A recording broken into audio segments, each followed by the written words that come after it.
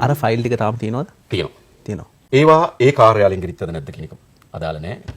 මේ රටේ මහ ජනයාට කරලද අපරාධවල ෆයිල් මාසතුව තිබෙනවා. සමහර ඒවා නීතිපති දෙපාර්තමේන්තුවේ නඩුගුණවල තිබෙනවා. සමහර ඒවා අපරාධ පරීක්ෂණ දෙපාර්තමේන්තුවේ ඉර වෙලා තිබෙනවා. සමහර ඒවා අල්ලස් දූෂණ කොමිසම සභාවේ ලාච්චු අතර තියෙනවා. සමහර ඒවා ටිකක් මංගාව විතරක් තියෙනවා.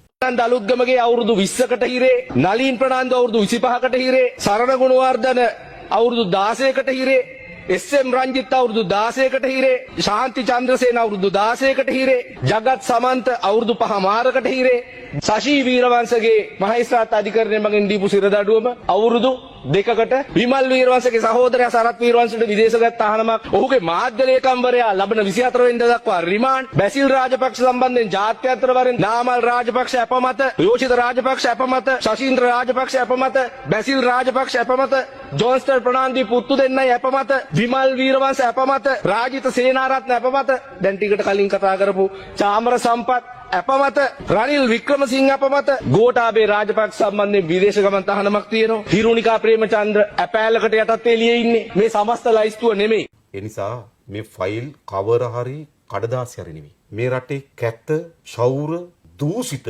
පාලනයන්ගේ ඉතිහාසයේ ගුණයක්.